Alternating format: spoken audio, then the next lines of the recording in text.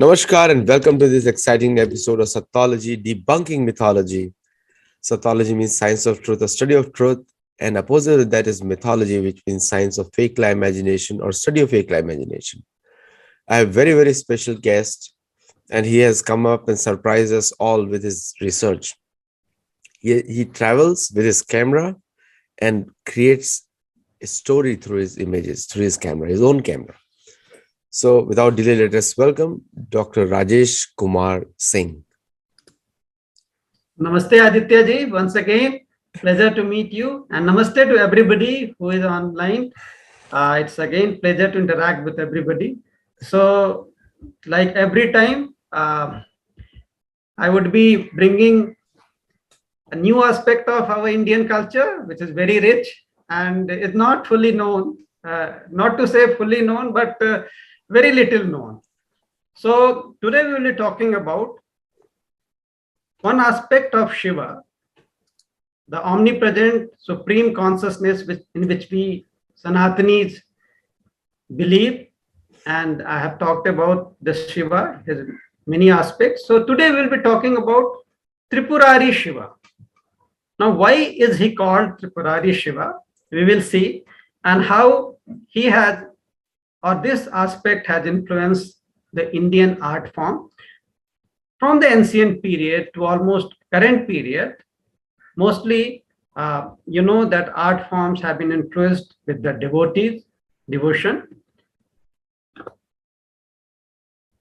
So, if you recall, when I was talking to you regarding the prayers of Ravana, which is believed that Shiva Tandav Stotram. So there is one passage from it, or rather two of them I have taken, and I'll again repeat. Smaratchidam, Puratchidam, Bhavachidam, Makhatchidam, Gachachidam, Dakachidam, Tamantakam Chidam Bhaje. I pray to the God who has destroyed so and so. And the same thing has been repeated below also. Smarantakam, Purantakam, Bhavantakam, Makhantakam, Gajantakam, Dakantakam, Tamantakam Bhaje. So the portion which is highlighted with the red color, you see Purachidam, somebody who has built or have created hole in the head of Pura, or Purantakam, somebody who has destroyed the Puras. Now what are these Puras? These are three cities, and that's what is referred to here in the prayer. And this is the form which we will discuss today. Now, if you see in this slide, there are three figures and from three different places.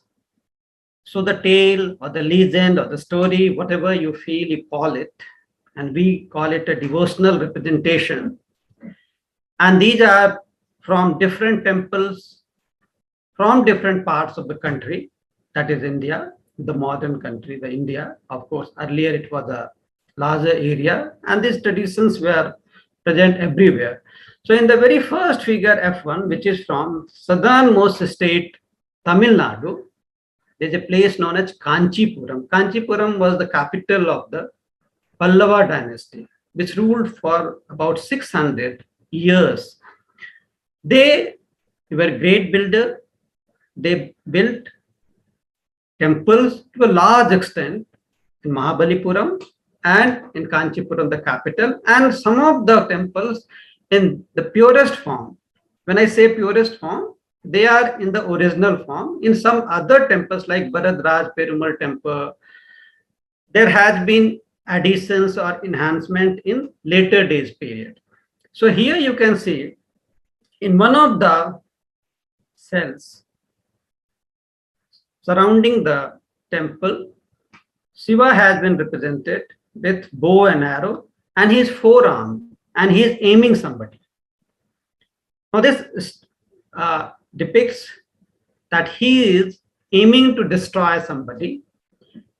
In the next figure, in F2, you can see here he is almost sitting, his legs bending. Here he is standing, and again his bow has been stretched to aim at somebody.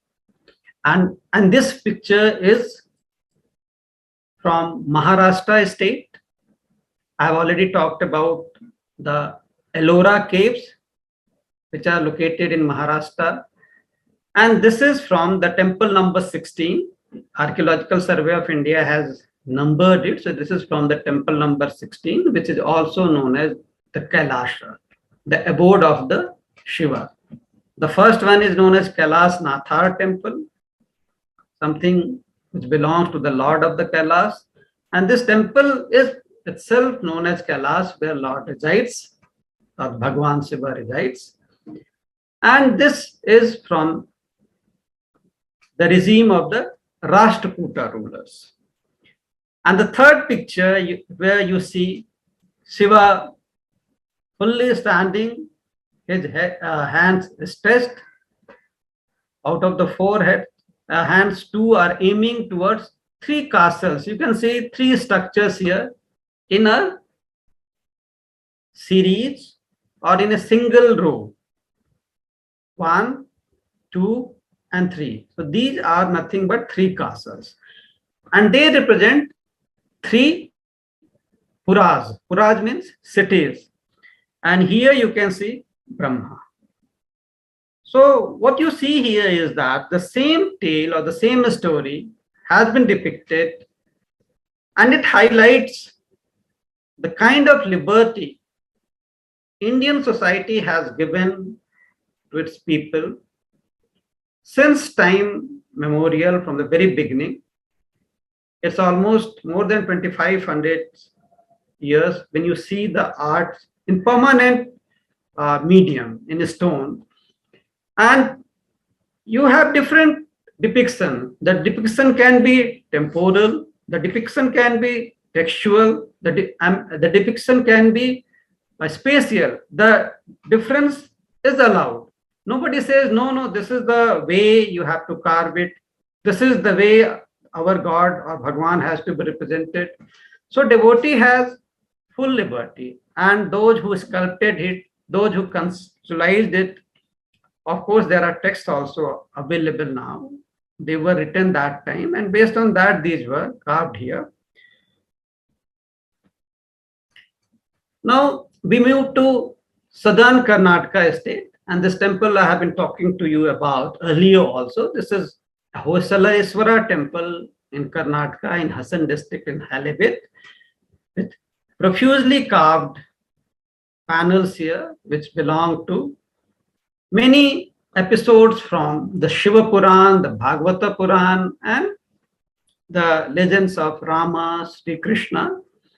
So here also you can see Shiva with all his hands or arms full with weapons, and he is standing on a demon, which we call Asura.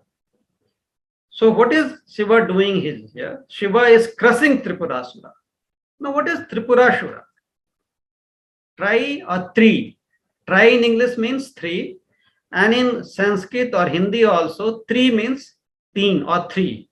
So there are three puras or three cities, and these asuras reside there, and Shiva is trying to destroy them. Now who are these? As the story goes,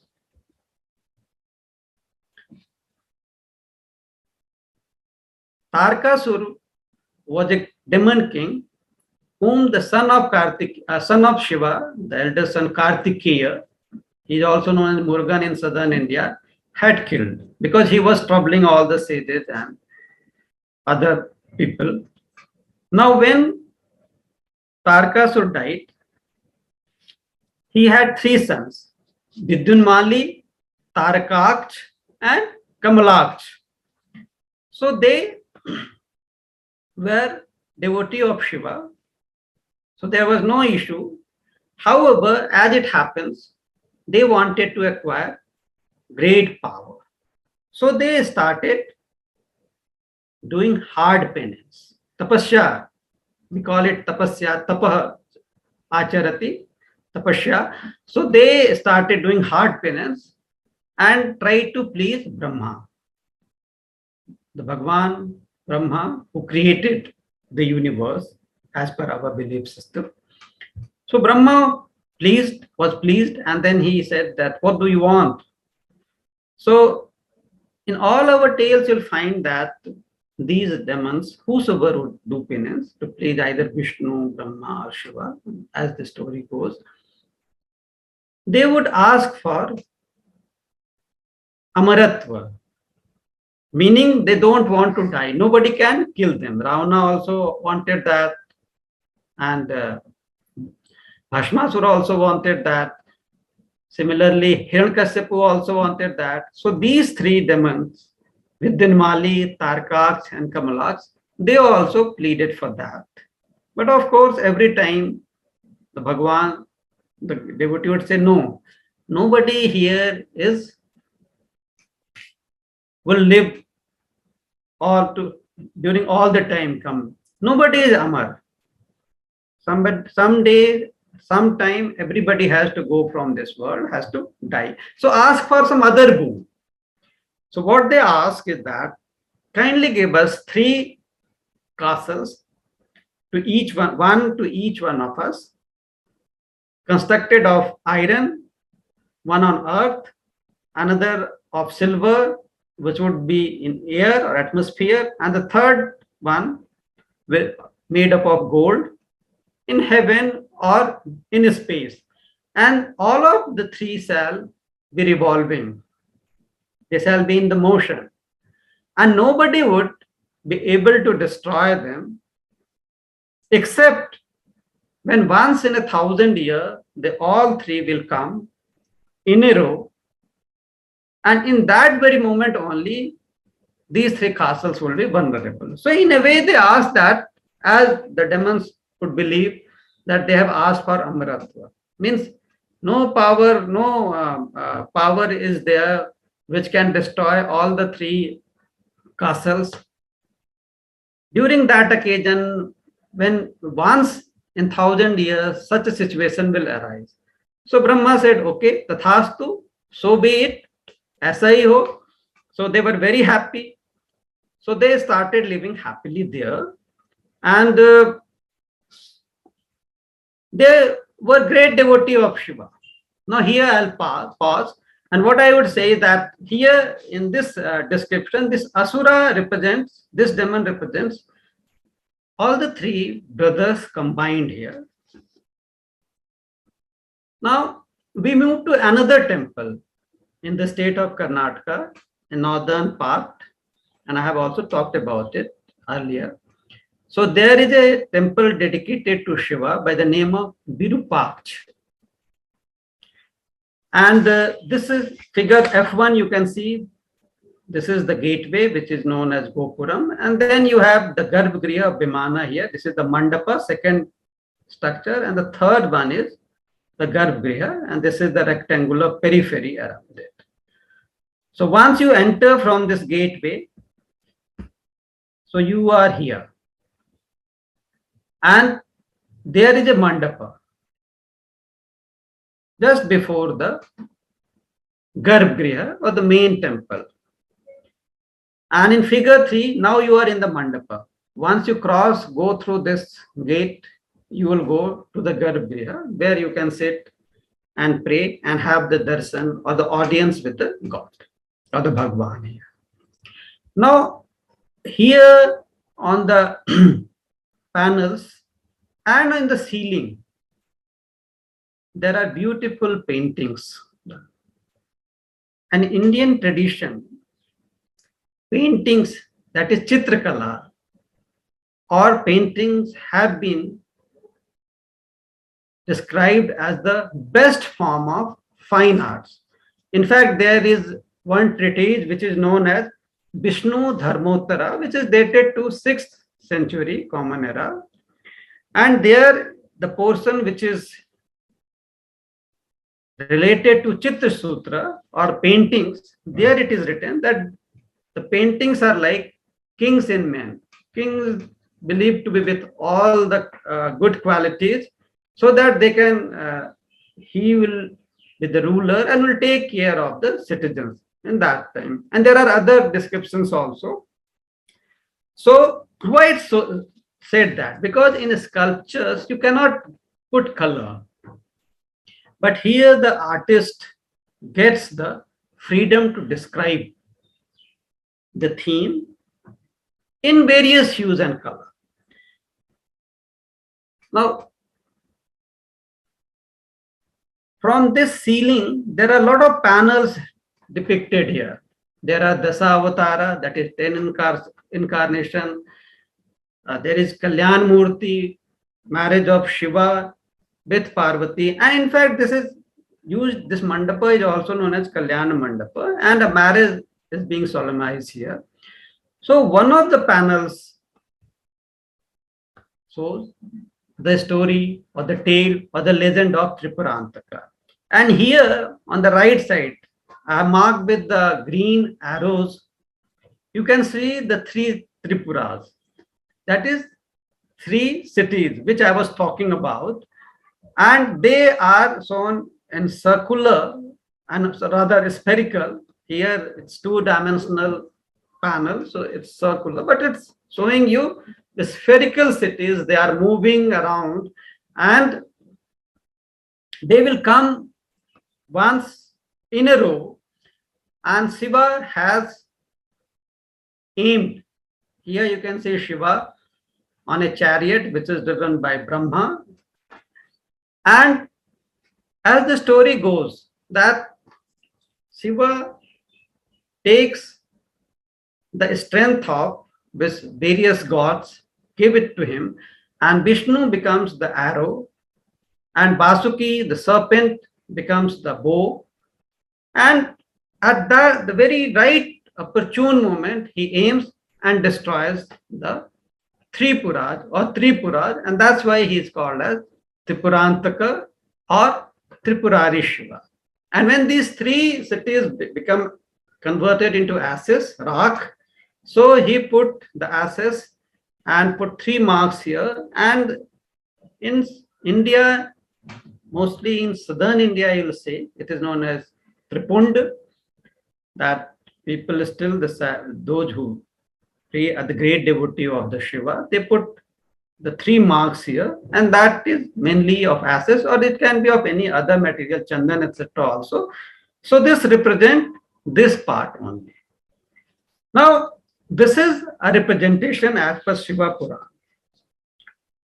And this story became, or this tale became very popular in southern India. So much so that the Savite poets, they were famous Savite poets, Sambandar, Appar, Sundarar, they have sung hymns, a number of hymns in praise of this form of Shiva. And it's a physical representation. It's a physical representation, but there is a philosophical meaning.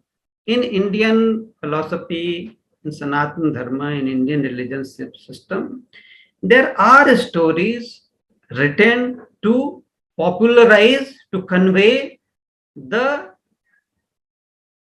serious messages to common people. And what is it believed is that the 3 cities which are there, the Tripuras, they depict at the individual level, for like me, the outer body, external embodiment, which we call Sthula Sarira. And when we go in and we keep thinking inside, when we dream and we imagine things, we construct, that we call Sukshma Sarira or intellectual corpus. And third, very minute, which we can't see, we call it Karan Sarir or consciousness of soul. So these are all related with individuality. Now, the belief is that the philosophical message is this, that all these generate an ego. And when you destroy this ego, how you can destroy? You become a devotee to any god. Suppose you become Shiva and you pray to him.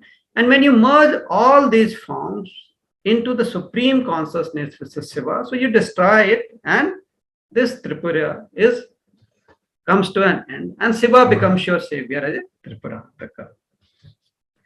Now, coming back to one more representation of this theme. of course, in painting form. I have shown you a lot of sculptures. I showed you it in Kanchipuram, in Kailas Natha, in Kailas Temple in Ellora, and then in Hoysala in Halibut Temple, and one painting from Hampi. Now, in Brihadeshwar Temple, Brihad means very large, and Ishwar means Bhagwan. So this is a temple which is dedicated to Brihadeshwar Temple, and it is located in Thanjavur.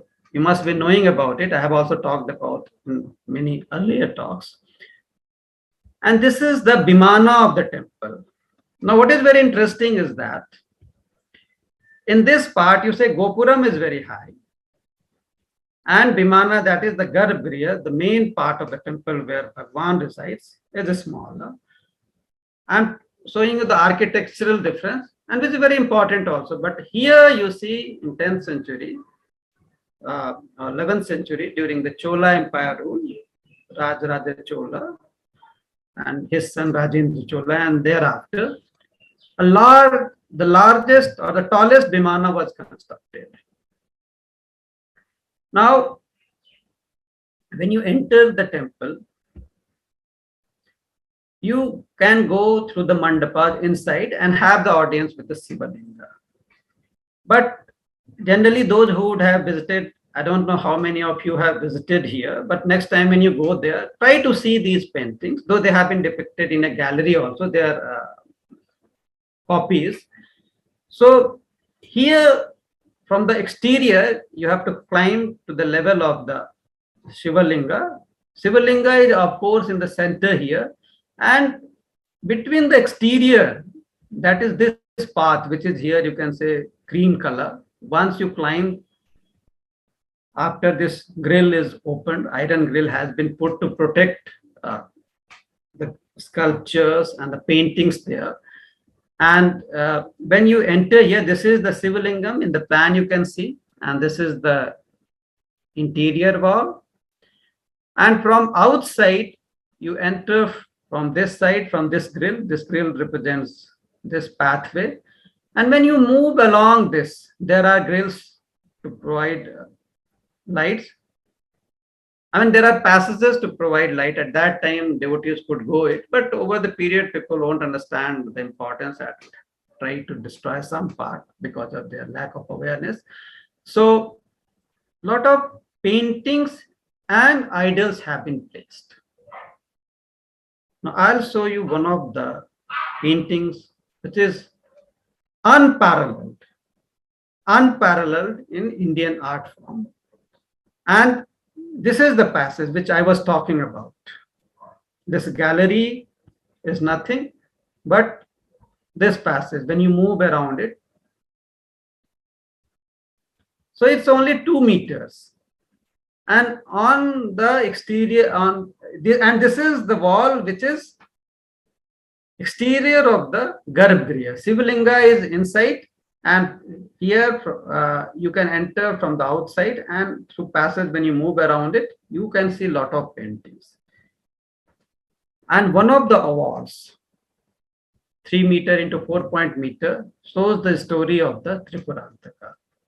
This is a line drawing it taken from a book published by ASI. Of course, there was an exhibition in Delhi few years back by Indira Gandhi National Center for Arts, and which I have had occasion to visit, and I had taken photograph from that exhibition. But this is the painting at the actual place, and I had taken this photograph. Of course, it cannot be perspective cannot be vertical, but using a stool, you can have this picture. So here you can see the representation of Shiva, which you cannot represent in sculptural art because you cannot color them. And in the text, describe it like the body has been shown in red and other parts are in white. Shiva is on a chariot, one leg inside and the other one is bent, and he is fully ready to charge. Brahma with 4 heads, you can see, it's a part of the painting. is driving the chariot, and he is eight-armed here. If you go in earlier depiction here, if you can see, in each one of them, he is four-armed.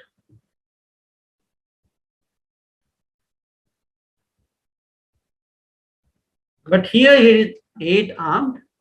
He has Trishul in his hand, and of course a quiver. He is putting one arm, is bringing quiver from arrow from the quiver, and the arrow is none other than Vishnu himself.